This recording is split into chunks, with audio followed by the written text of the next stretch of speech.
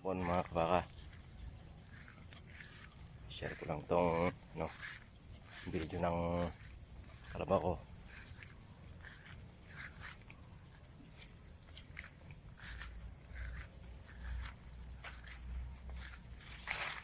Palitan ko na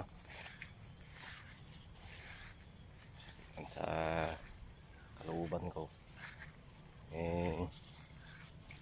Kailangan talaga gawin sakripisyo. Pang nag-ilan ng araro. Pansin ko na lambis ng pahinto-hinto.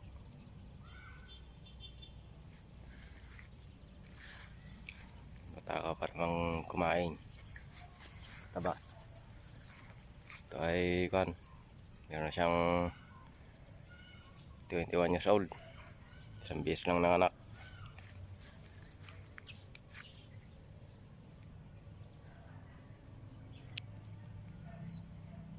Panibago ulit ng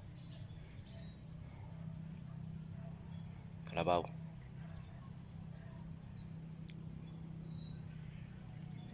Balik grade 1.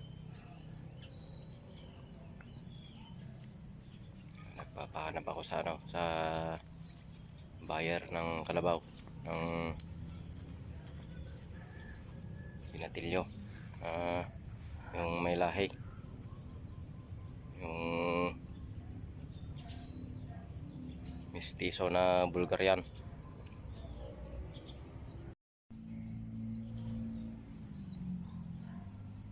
Years na nagamit siya sa pagsaka. Nagkahilan ng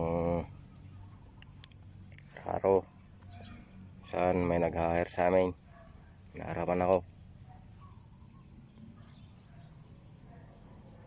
habang tumatanda humihina yung yung resistensya niya.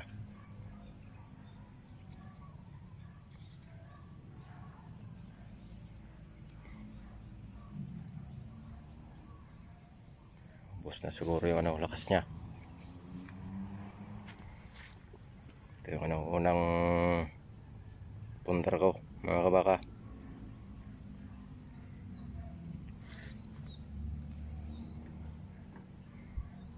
Mahirap lang, hindi ko naipon yung kinita niya sa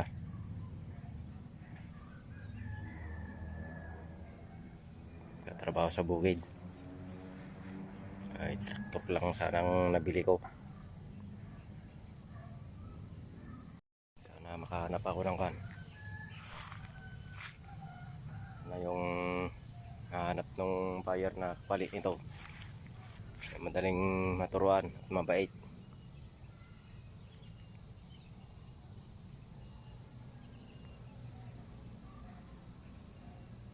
Saka napapansin ko yung katawan niya bumabagsak na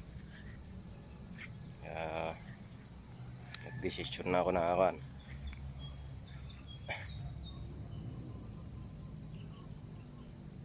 binta na.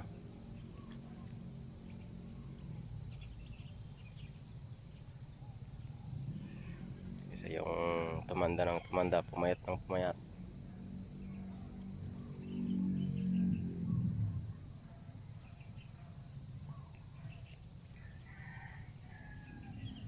Mas mainam yung kapag desisyon na ako ng maaga.